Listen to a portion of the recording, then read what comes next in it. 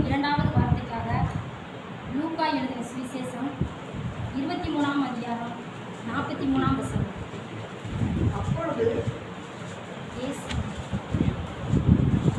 அவனை நோக்கி, இன்றைக்கு நீ என்னுடனே கூட பரதேசியில் இருப்பாய் என்று மெய்யாகவே உனக்கு சொல்லுகிறேன் என்றார். இயேசு அவனை நோக்கி, இன்றைக்கு நீ என்னுடனே கூட பரதேசில் இருப்பாய் என்று மெய்யாகவே உனக்கு சொல்லுகிறேன் என்றார். இந்த வார்த்தைக்காக நாம் யாவரும் ஒரு நிமிடம் தலைகளை தாழ்த்தி ஜெபம் செய்வோம். எங்களை அருமையாக நேசிக்கிற எங்கள் அன்பின் பரலோக பிதாவே, சப்பா, எங்களுக்கு கொடுக்கப்பட்ட அந்த நல்ல சிலாக்கியத்துக்கு நன்றியே சப்பா. தேவன் எங்களுடைய ஒவ்வொரு வார்த்தையும் நாங்கள் தியானிக்க இருக்கிறோம் சுவாமி. ஆமென் ஆண்டவரே. இந்த வார்த்தையும் அடியேனை மறைத்து நீங்கள் வெளிப்படுத்தி பேசும்படியாக ஜெபிக்கிறோம் அப்பா. பேசுகிற எனக்கும் தகப்பனை கேட்கிற யாவருக்கும் இது பிரயோஜனமாக இருக்கும்படியாக ஜெபிக்கிறோம் அப்பா. தகப்பனை மீதியான நேரம் முழுது கூட கரத்திலே நாங்கள் கொடுக்குறோம். இயேசுவை நம்ம ஜெபிக்கிறோம். ஜீவன் நல்ல பிதாவே. இயேசப்பா சிலுவையில தொங்கி சொன்ன இரண்டாவது வார்த்தை, சிலுவை மரத்தில் பூத்த இரண்டாவது பூ ரட்சிப்பு. முதலாவது வார்த்தை சொன்னார் இயேசப்பா. அதுக்கு பின்பதாக சில காரியங்கள் நடக்கும் பொழுது என்ன செய்கிறாங்க, இயேசப்பா வஸ்திரத்தை என்ன செஞ்சாங்க, சிஸ்டர் பாஸ்டமா சொன்ன மாதிரி சீட்டு போட்டாங்க, பங்கிட்டு சீட்டு போட்டாங்க. அடுத்து என்ன செஞ்சாங்க, அதிகாரிகள்லாம் அவங்கள இகழ்ந்தாங்க. அப்புறம் போர்ச்சவர் என்ன செஞ்சாங்க, அவங்கள கசப்பு கலந்த காடியை அவர்கிட்ட போய் கொடுத்தாங்க. அது மட்டும் அல்லாமல் என்ன செஞ்சாங்க, இவன் மற்றவனை ரட்சித்தான்ல, அப்போ இவன் கிறிஸ்துவானால் என்ன செய்யணும், தன்னைத்தானே ரட்சிக்கட்டும் அப்படின்னு சொல்லி அவங்க என்ன செஞ்சாங்க, இகழ்ந்தாங்க. இது மட்டும் இல்லாமல் கூட இருந்த 2 கல்வர்கள் இருக்காங்கல்ல, அவங்கள ஒருத்தர் என்ன செஞ்சுருக்கான், ஏசப்பாவை நிந்தித்திருக்கான். இவன் இப்படி இருக்கும்போது இது எதில் வருதுன்னா, மத்தேயு எழுதின சுவிசேஷம் 27ஆம் அதிகாரம் 44ஆம் வசனத்தில் நம்ம பார்க்குறோம். ஏன் அப்படின்னா, ஏசப்பா ஏன் இவங்க சிலுவையில் அடிக்கப்பட்டாங்கன்னா, ஏசாயால 53ஆம் அதிகாரம் 12ஆவது வசனத்தில் அக்கிரமக்காரர்கள் ஒருவராக, பழைய ஏற்பாட்டிலே இது வந்திருக்கு, அக்கிரமக்காரர்கள் ஒருவராக அவர் அடிக்கப்படுவார்னு சொல்லியிருக்காங்க. அந்த வசனத்தின் மூலியமாகவும் மத்தேயு 11:19 அவர் ஆயக்காரருக்கும் பாவிகளுக்கும் சிநேகிதர்னு சொல்லியிருக்காங்க. அந்த வசனத்தின்படி அந்த தீர்க்க தரிசனம் நிறைவேறும் பொருட்டு என்ன செஞ்சிருக்காங்க, அந்த ஏசப்பா இடதுபுறம் ஒரு கல்வனும் வலதுபுறம் ஒரு கல்வனுமாக கடவுள் என்ன செஞ்சிருக்காரு, ஏசப்பா சிலுவையில நடுவில் தொங்கப்பட்டிருக்கிறாங்க. இந்த நேரத்தில் சில உரையாடலுக்கு பிறகுதான் என்ன நடக்குது, நீ என்னோடு கூட பரதேசில் இருப்பார்னு ஏசப்பா சொல்கிறாங்க. இந்த பரதேசு அப்படிங்கிற வார்த்தை நம்மளுடைய வேதாகமத்தில் 3 இடத்துல மட்டும்தான் இருக்குது. அந்த பரதேசு அப்படிங்கிறது ஒரு பாரசீக மொழி. அது எதில் இருக்குன்னா, லூக்கா 23ஆம் அதிகாரம் 43ஆம் வசனத்திலையும், 2 கொரிந்தியர் 12ஆம் அதிகாரம் 3ஆம் வசனத்திலையும், வெளிப்படுத்தின விசேஷம் 2:7 இந்த 3 இடத்துல மட்டும்தான் அந்த பரதேசிங்கிற வார்த்தை இருக்குது. இந்த பரதேசிங்கிறது ஒரு பாரசீக மொழி. இந்த பரதேசிங்கிறது ஒரு அரணான தோட்டம், இன்னொன்று பாதுகாப்பான தோட்டம். இது என்ன இடம் அப்படின்னா, கிறிஸ்துக்கள் மரிப்பாங்கல்ல, அவங்கெல்லாம் என்ன செய்வாங்களாம், அந்த பரதீசில் அந்த இடத்துல தான் இருப்பாங்களாம். அது எப்படின்னா, அவரோடு முதலாவது என்ன செய்வாங்க, மரித்தவர்கள்லாம் எழுப்பப்படுவாங்களாம். ஏசப்பா பிரதான ஆசாரியரோடும் தூதரோடும் ஆரவாரத்தோடு வரும்போது முதலாவது என்ன செய்வாங்க, அந்த பரதேசில் இருக்கிறவங்க தான் முதலாவது எழுப்பப்படுவாங்க அப்படின்னு 1 தெசலோனிக்கேயர் 4:17-17 இருக்கு. இப்படிப்பட்ட இந்த நிலைமையில அந்த கல்வனுக்கு ஏசப்பா என்ன செய்யறாரு, ஒரு நல்ல ஒரு சிலாக்கியத்தை கொடுக்குறாரு. ஏன் அப்படின்னா, அந்த கல்வன் என்ன செய்யறான், அந்த இடத்துல லூக்கா 23:40-40 எடுத்த வாசம். மற்றவன் அவனை நோக்கி, நீ இந்த ஆக்கினைக்கு உட்பட்டவன் இருந்தும் தேவனுக்கு பயப்படுவதில்லையா? நாமோ நியாயப்படி தண்டிக்கப்படுகிறோம். நாம் நடப்பித்தவைகளுக்கு தக்க பலனை அடைகிறோம். இவரோ தவறானவர்களையும் நடப்பிக்கவில்லையே என்று அவனை கடிந்து கொண்டு இயேசுவை நோக்கி, ஆண்டவரே, நீர் உங்களுடைய ராஜ்யத்தில் வரும்போது அடியரை நிலைத்தருளும் என்றான். அவன் இந்த கல்வன் என்ன செய்யறான்னா, முதல்ல அறிக்கை செய்யறான். என்ன அறிக்கை செய்யறான்னா, 3 அறிக்கைகள் அந்த இடத்துல செய்கிறான். கடைசி தருவாயில பாவ உணர்வு அந்த இடத்துல அடைகிறான்.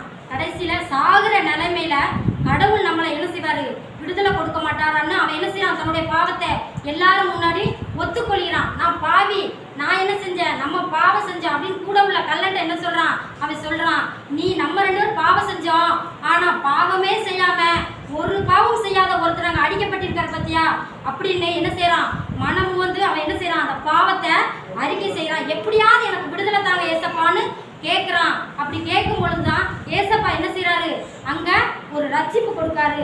அந்த பாவத்தை நம்ம என்ன செய்யணும், ஒவ்வொருவரும் அறிக்கை செய்யணும். பாவத்தை என்ன செய்யக்கூடாது, நம்ம மறைக்க கூடாது. நம்ம அப்பா பார்க்கல, அம்மா பார்க்கல, நம்ம நினைப்போம், கூட பிறந்தவங்க பார்க்கல நினைப்போம். ஆனா பரமபிதா மேல இருந்து என்ன செய்யறாரு, ஒவ்வொரு என்ன செய்யறாருன்னு பார்த்துக்கிட்டே இருக்காரு. அந்த ரத்தம் வந்து என்ன செய்யுது, ஒவ்வொருத்தரையும் உற்று நோக்கிட்டு இருக்கு. நம்ம நினைப்போம், ஆனா அந்த ரத்தம் என்ன செய்யுது, உற்று நோக்கி அந்த பிதாட்ட என்ன சொல்லுது, பரிந்து பேசிக்கிட்டு இருக்கு. அதன் மூலியமாக நீதிமொழிகள்ல 28:13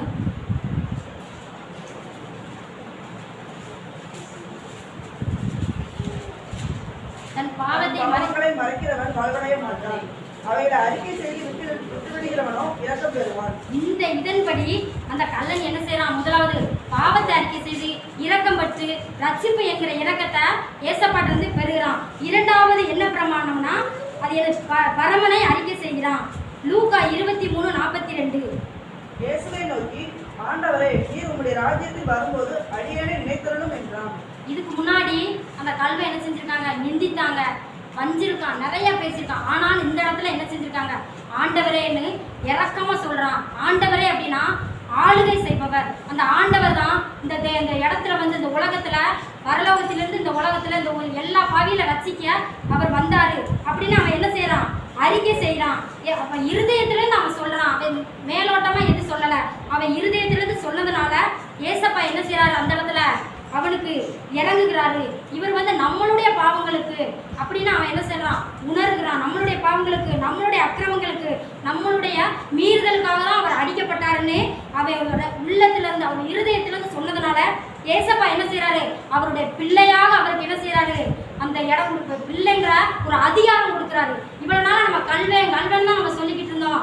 இந்த இடத்துல நம்ம என்ன செய்யணும், அவன் பிள்ளையாக என்ன செய்யறாரு, கடவுள் அதிகாரம் கொடுக்குறாரு. யோவான் எழுதின சுவிசேஷம் 3:18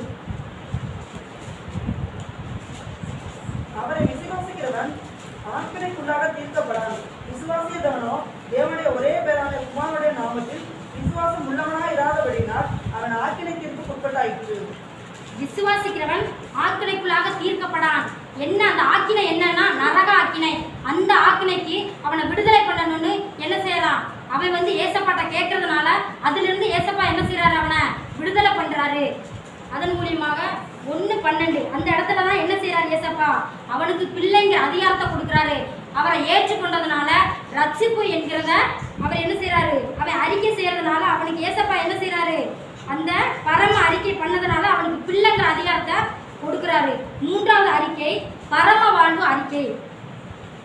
லூக்கா எழுதின சுவிசேஷம் 23:42 இயேசுவை நோக்கி, ஆண்டவரே, நீர் உம்முடைய ராஜ்யத்தில் வரும்போது அரியணை நினைத்தருளும் என்றான். இது எப்படின்னா, இப்பைக்கு மட்டும் இல்ல, நான் இந்த உலகத்துல இருக்கிறதுனால எனக்கு இடம் வேணாம், எனக்கு பரலோகத்துல நித்தியத்துல என்ன செய்யணும், உங்க கூட எனக்கு இடம் வேணும் அப்படின்னு அவன் என்ன செய்யறான், தன்னை தாழ்த்துக்கிறான். என்ன செய்யறான், அடியேனே நினைத்தரணும், உங்களுடைய ராஜ்யத்துல நீங்க திரும்ப வருவீங்க, இரண்டாவது ஒரு வருகை இருக்கு, அந்த ராஜ்யம் அந்த இடத்துல என்ன செய்யணும், நீங்க வரும்போது எனக்கு ஒரு இடம் அந்த பரதீசில எனக்கு வேணிய சப்பான்னு என்ன செய்யறான், பரம வாழ்வுக்கு மறுமைக்குரிய ஒரு வாழ்வு காண்டி அவன் என்ன செய்யறான், அறிக்கை செய்யறான். இந்த இடத்துல என்னைய ரட்சியும் உதவி செய்யணும்னா கூட அது வந்து கரெக்டா இருக்காது, அடியேனே நிலைத்தரணும் அப்படி என்ன செய்யறான், தன்னை தாழ்த்திக்கிறான். நம்மளும் என்ன செய்யணும், ஒவ்வொருத்தரும் தாழ்த்தும் போது கடவுள் என்ன செய்யறாரு, அதற்கு பின்பதாக அந்த 3 அறிக்கை செஞ்சதுக்கு அப்புறம் தான் ஏசப்பா என்ன செய்யறாரு, இந்த 43ஆம் வசனத்துல இயேசு அவனை நோக்கி, இன்றைக்கு நீ என்னோடு கூட பரதேசில் இருப்பாய் என்று மெய்யாகவே உங்களுக்கு சொல்லுகிறேன். மெய்யாக, சத்தியமாக, நிஜமா அவர் என்ன செய்யறார், வாக்கு கொடுக்கிறார். சும்மாலாம் சொல்லல. ஏசப்பா வந்து பொய் சொல்ற ஒரு மனிதர் கிடையாது, அவர் உண்மை செய்கிறவர், சொல்லுகிறவர். அவர் வாக்கு கொடுத்துட்டாருன்னா அதுல இருந்து ஒன்று கூட, ஒரு பிசு கூட அவர் என்ன செய்ய மாட்டாரு, விலக மாட்டாரு. அது போல நம்ம என்ன செய்யணும், ஒவ்வொருத்தரும் நம்ம பாவங்களை அறிக்கை செய்யணும். பாஸ்டமா சொன்ன மாதிரி முதலாவது மன்னிப்பு. முதலாவது வார்த்தை வந்து மன்னிப்புல என்ன சொன்னாங்க, பொதுவாக எல்லாருக்குமே மன்னிப்பு கொடுப்பாங்க. ஆனால் ரட்சிப்புங்கிறது தனிப்பட்ட ஒருத்தனுக்கு கிடைக்கிறதா ரட்சிப்பு. நம்ம என்ன செய்யணும், ஒவ்வொருத்தரும் யாரெல்லாம் வாலி பிள்ளைக்கு, சிறு பிள்ளைகள்லாம் பென்சிலை திருடிட்டான், அதை எடுத்துட்டா, யாராவது நீங்கள் எடுத்துருந்தீங்கன்னா நீங்கள் ஏசப்பாட்ட என்ன செய்யுங்க, ஏசப்பா நான் அதை பாவ அறிக்கை செய்யணும், நான் இனி எடுக்க மாட்டேன், இந்த சின்ன சின்ன பாவம் பெருசாக வந்து நிற்கும். வாலிப பிள்ளைங்க செல்ல நோண்டக்கூடாது, ஏமா நான் சும்மாதாம்மா நோண்டுறேன் அப்படின்னு சொல்லுவாங்க. அப்படி சொல்லாதீங்க, எங்களை நீங்கள் ஏமாத்தலாம், பரமபிதா உங்களை பார்த்துக்கிட்டே இருக்காங்க. நம்ம என்ன செய்யணும்? ஒவ்வொரு சகோதர சகோதரி எல்லாருமே நம்ம என்ன செய்யணும்? நம்மளுடைய பாவம் செஞ்சிருப்போம். உலகத்திலே இந்த பாவமான உலகத்துல நம்ம இருக்கோம். பாவ செயலை நம்ம யாருமே சொல்ல முடியாது.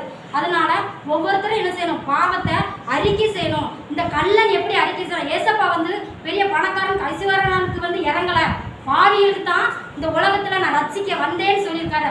அந்த பாவியாக நினைச்சு அந்த கல்வனை ரசித்தீங்களே ஏசப்பா, என்ன ரட்சிங்க, என்ன ரட்சிங்க.